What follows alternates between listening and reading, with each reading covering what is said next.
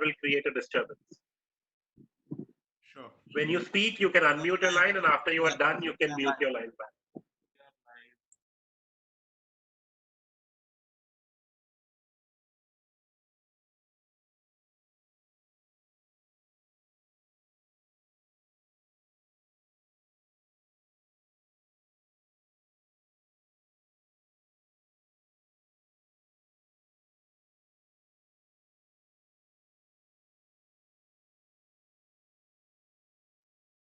Go ahead.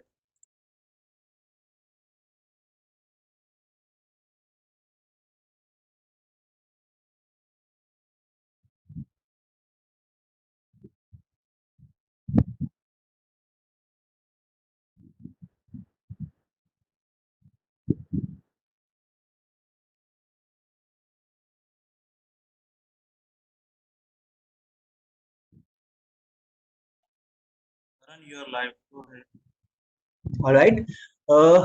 Welcome everybody to the inaugural edition of the Economic Times Virtual Tech Summit. My name is Karan Kalai, and I welcome you to this session, which is a fireside chat on digitizing services amid the coronavirus pandemic. We've heard recently from Shankar Selvadurai and Amita Roy on how an open, hybrid, and multi-cloud approach matters even more today. Let's hear a little bit from our members today on digitizing services. We have with us Jonathan Reichental, founder and CEO of Human Future and ex-CIO of the city of Palo Alto. We have Chetan Choudhury, the advisor at the Prime Minister's office in the UAE. We have Vatter, the managing director, E-residency program from Estonia. And discussions will be steered and moderated by Osama Manzar, who is the founder director, Digital Empowerment Foundation, and a member of Advisory Board Alliance for Affordable Internet. The most remarkable thing about this particular session, if you ask me, is that we've not just got speakers from 3 countries, but across from 3 continents, making it a truly global amalgamation. On that note, over to you, Osama, to kick things off. Thanks, Karan. And, very excited to be on this platform. Usually, when we go to summits, we wear suits and coats and, all those things and have some perfumes and walk into a conference room. Here, we don't have to do all that. All that we have to prepare is how to mute yourself, how to speak, and how to look energetic just through your face. Thankfully, we don't have to put a mask on our face because otherwise we would be only reading your eyes. But welcome to the world of, isolation. Welcome to the world of physical distancing. Welcome to the world of pandemic, where even though pandemic is there, we are still all trying to, run the world the way we want it to run. Interesting. Digitizing services amid COVID pandemic. I don't know whether we discuss, are we going to digitize services or are we ready to have digitized services? But certainly, considering that we 4 of us come from 4 different continents with digital background, maybe we can have a discussion around how digital, which came into our life about 3 to 4 decades back, is still being challenged by pandemic like COVID, which is actually putting us into the question that are we enough digitized or are we properly digitized to take responsibility of doing everything on digital platform? Perhaps no. And when half the world is unconnected, each digitization and digitizing services is good enough to have been done by various government. So I will go to Palo Alto straight because Jonathan is the one who has the most difficult time hours in terms of time zone. To keep him wake up and to be with us, it's good that we go to Jonathan and ask him to share his views about how digitization and the digital world is coping or challenged at the time of COVID. Yeah, thanks very much, Sama. Greetings, from Northern California here in the United States. It's the evening, but I couldn't be more privilege to be part of this event and be with you and my good friend Chetan and my new friend Ot from Estonia as well. So it's great to be part of this. This is certainly a time of great change, but it's worth just reflecting for a moment that we were already entering a great period of change. In fact, we were entering what has become known as the fourth industrial revolution, coming out of the third that you talked about, the beginning of the original digital age, which has its foundations in the 1950s and 1960s. Now, 40, 50 years later, we find that there's significant amounts of change happening in a number of areas that is so disruptive and transformational. We're calling it a revolution. And it really has sort of four characteristics. I wanted to just share this briefly, kind of almost to set the scene for the change that's ahead. In this fourth industrial revolution, change happens which has greater impact. When software is deployed somewhere in the world, it changes people's lives, and it happens with a lot of people.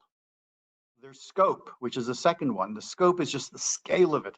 We can deploy a new operating system on a smartphone to 1 billion people just over a few days. The third one is velocity.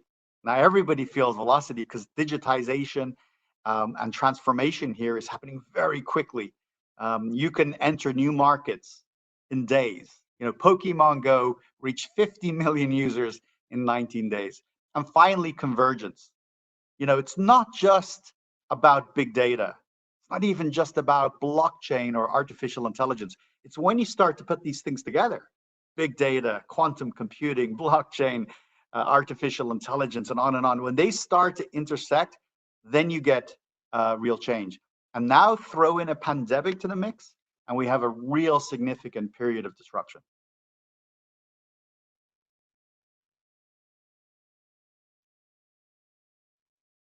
Go ahead and put your mic on there, Osama. Yeah, I want to bring in Chetan here to complement the discussion that Jonathan said about that. While we are into the fourth revolution, we have pandemic just hitting us so hard, and challenge.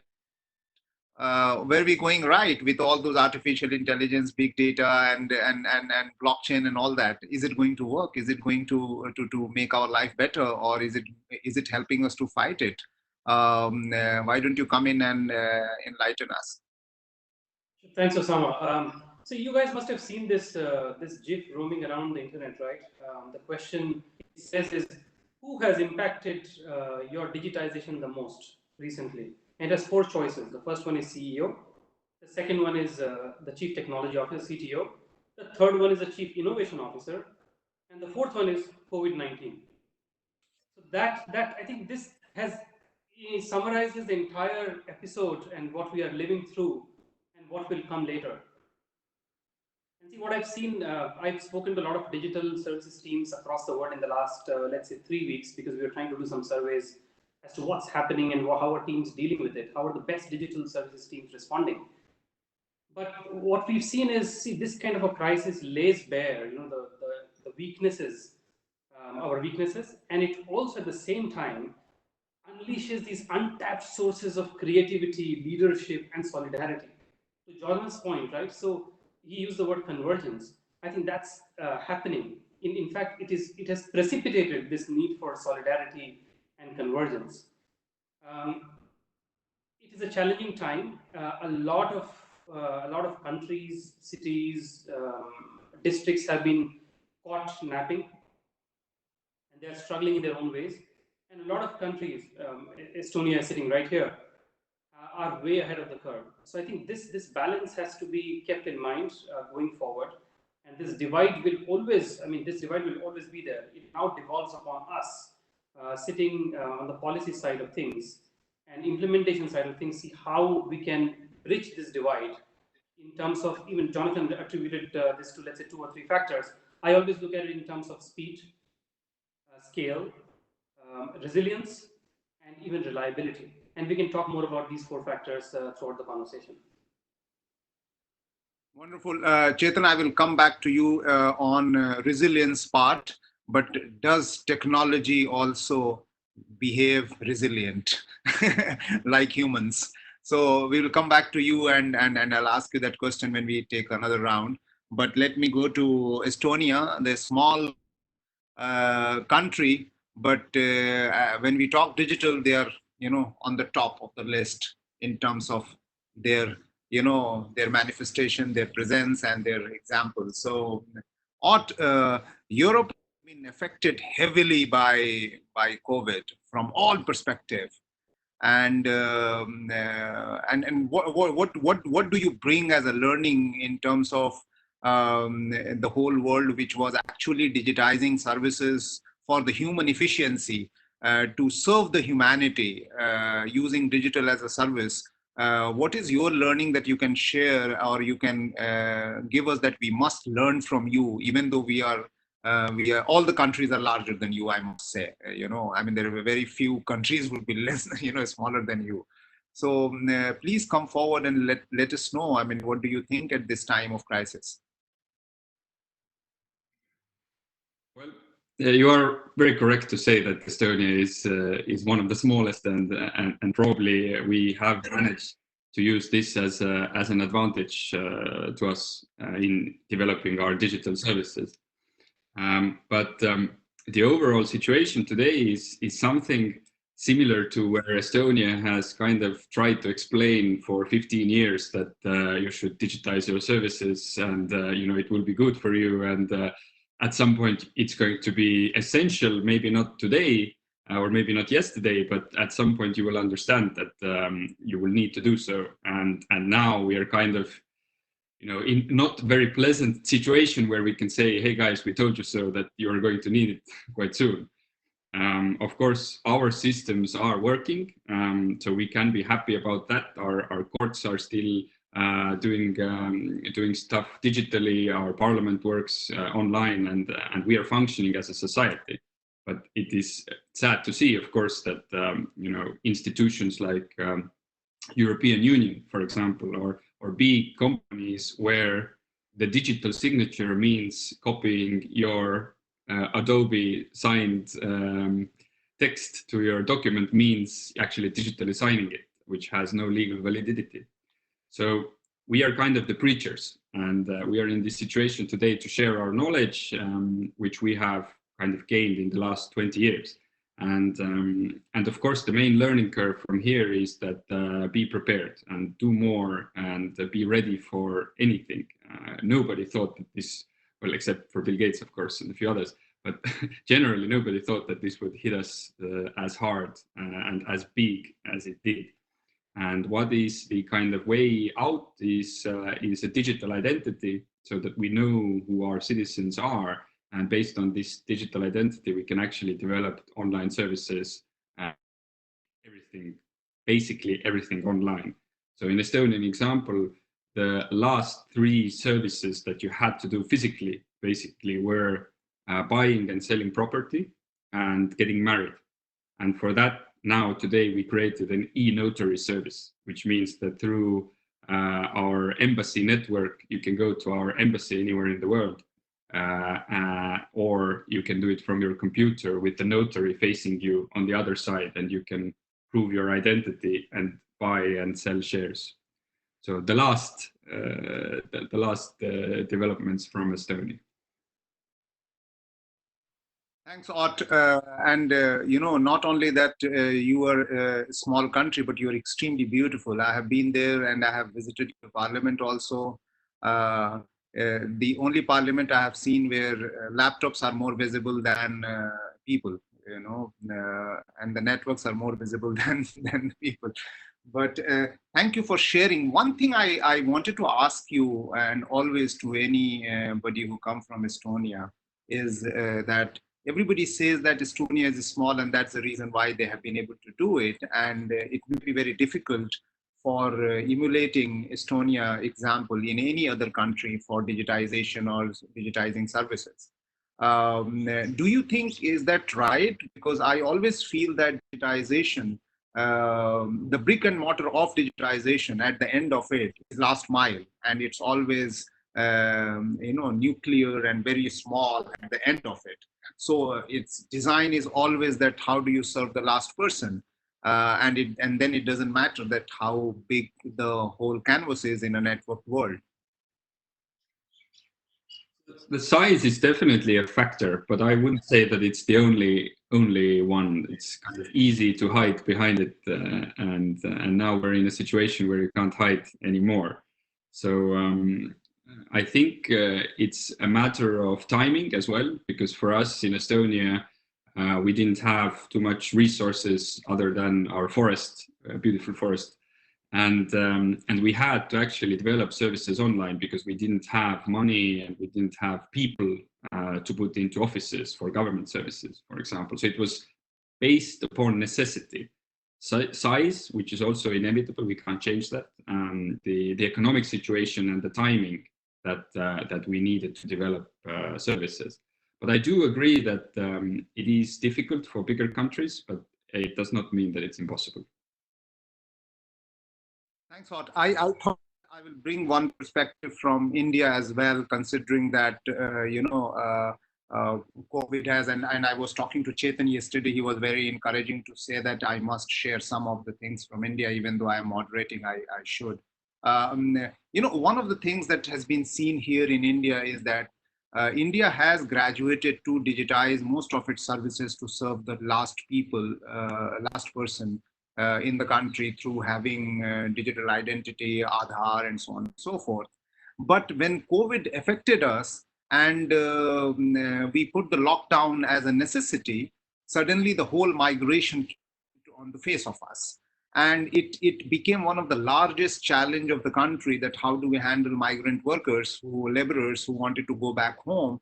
We were unable to feed them in the city where we have them, and we were also unable to deport them or carry them to the places where they were going.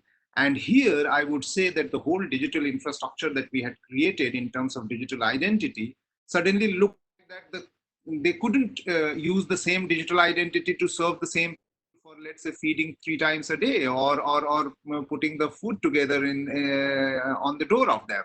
So, the contextualization of digital services or digitization is extremely important, that all the data that we collect, are we collecting just for the heck of it or for the sake of it, or are we going to use it to serve you? It's very, very important. And in this pandemic, and I'm not going to blame government or give you a solution on this panel to anyone, but this certainly is one observation that I had, is that when, we had the identity of each one of us. We knew the location of almost each one of us, but when it came to serve them in pandemic, it looked like we failed how to serve the same number of people. Social service organization became much more fruitful to serve. Suddenly, one website coming to say that all the migrants, please log in and tell us where you are, and we will send the food to you, started working much more efficiently than any other system. Or for that matter, giving a toll-free number and telling all the migrant workers or anybody in distress to call on this number, and serving them became much more interesting and fast and very quick, rather than all the system that we built in the past. So those are some of the things that we realized. The second thing is also I wanted to share is that while we built a city in the last several decades, and we helped migrating people coming to the cities, and I want to take you all on to the next round, is that our cities or cluster of high populated, dense population is being challenged in a situation like COVID as a center of economic practices and livelihood practices, and how digital may help them to to go back and create local economy and still use digital infrastructure as local procurement, local services, local delivery, local supply, and things like that, rather than the worldwide and global trading, which actually now failing because of the economic crisis and because of the isolation crisis. So can we take that round on this topic? And again, I will bring Jonathan to a start. Thanks for that. Some great comments. It's probably an appropriate question for me. I've just written a book on smart cities, called Smart Cities for Dummies. It's already selling well. And I talk about the very question you're asking. Already cities are the center of economic power. In most countries, they are where the vast majority of gross domestic product is generated. Unfortunately, cities are also the worst place to have a pandemic, because people are close together, and so that's why we're seeing, some of the worst consequences of the pandemic, where people are in close proximity. A very important example of that is New York City, Manhattan, where people are very close. It's a dense area, and they're taking public transport together, and so they're all touching, and their breaths are affecting each other. So in a way, again, a city is the worst place. However, one of the things we have to think about here is how long is it between now and the time when we have a vaccine or some good therapeutics. If it's a long time, lots of change will happen. If we get the vaccine quickly, the amount of change, I think, will be less. So we have to kind of think about the answer a little bit in terms of the magnitude and length of the crisis ahead. Already we see, though, people have been able to stay at home. A lot of people have been able to continue to work. We're able to do stuff like this, right? I often think about, if this had happened in the 1980s, it would have been a lot worse, right? Because we wouldn't have had all this communication and all these tools that we have today for collaborating, continuing to work from home. So the fact that big modern cities are connected, people have access to digital tools has made a big difference. I think there's two areas of change, and then I'll quickly address your question. One is the emergence of telehealth in an urban setting. So, I can talk about America. In America, people like to go to the doctor. The tradition is you actually physically go to a doctor. That's going to change, no question. And people should think about what kind of businesses can you build on that notion. As healthcare now becomes distributed and accessible digitally, what are the platforms and services and apps and things you can build on top of that? So there's great opportunity there. The second thing is delivery. We are just going to see an explosion of different delivery mechanisms. I'm not so sure about your question about do we focus more internally and maybe more locally on commerce. I have to say, I think the world is far too interconnected today, far too dependent. Maybe that's a problem. We see the problems with the global supply chain. I think we'd have to have this pandemic, this crisis, go on for 3 years, 4 years before we see the global supply chain pretty much implode. Thanks, John. That's great. Yes, one of my friend who is a doctor in Berlin, he was saying that we are not going to see the vaccine in less than about 1 year, 1.5 years, as a mass level availability to the people. So we are certainly very rigorously being affected for the next 2 years for sure. And even though it comes, COVID is not going to go away. We may only fight it or prevent it, but it's going to be with us. Chetan, do you want to bring some thoughts about what kind of digital infrastructure, digital services, and digital approach to life that we are going to see because of the COVID? Also because you are at the seat of advising the decision makers. So, your valuable comments, please. Thank you, Osama. So, Osama, I think referring to the point you made around cities, I think cities will keep expanding, and that's a common trend we are seeing across the world. So, if you now take to services, I think digital services is not just a last mile problem anymore. I think it goes beyond that. So we have these primary challenges, and I think we have to be concerned more about the secondary challenges, which are now cropping up much more, and they are becoming fundamental to any delivery or design system. A second level challenge would be something like the issue which you refer to about the migrants, right? even though, so see, I think we've solved somehow to a certain extent the last mile issue. We have put mobile phones in the hands of every single person. So we can reach, we have given people an app. But what about the secondary challenge of literacy? Most people in far-flung areas would not even know how to use an app. So are we creating the second layer of literacy as well for these people?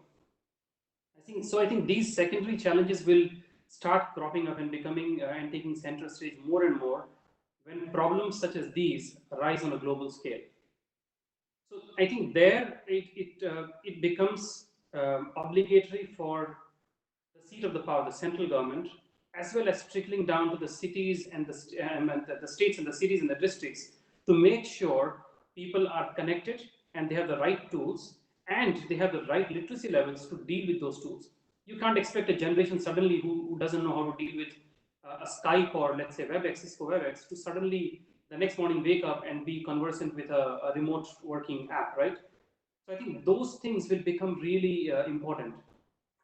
I'll give you an example how some of these people or teams have responded. Like in Bangladesh, just right next door to you, they have this national TV channel, and of course, in such times, the TV channel was not serving any purpose. It was usually just there for news dissemination. Overnight they repurposed it to send news and make it one-stop channel for all information around COVID. Because TV is one form of communication which everybody looks at, even in the most far-flung of areas and rural areas. And that suddenly expanded the reach, and it became the single source of truth from the side of the government to send information to the citizens. That's a national level initiative. Another initiative which I just read about was the state of Arizona in the US.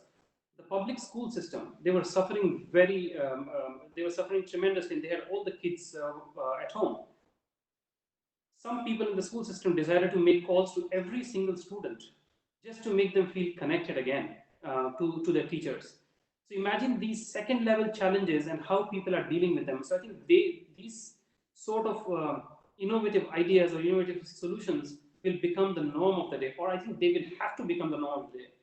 And people have to start thinking creatively and out of the box on these challenges. For example, again, we talked about education, right? Children's education. In a country like India, we don't just have to think about making sure education is being provided to all the kids. Maybe we have to think about, the schools have to think about, are the children who are coming to the schools, are they now getting enough food as well in the rural areas? So I think I would stop with those 3 points. Wonderful. Thank you very much, Chetan. You highlighted some very good examples, which is very good, makes a storytelling for us.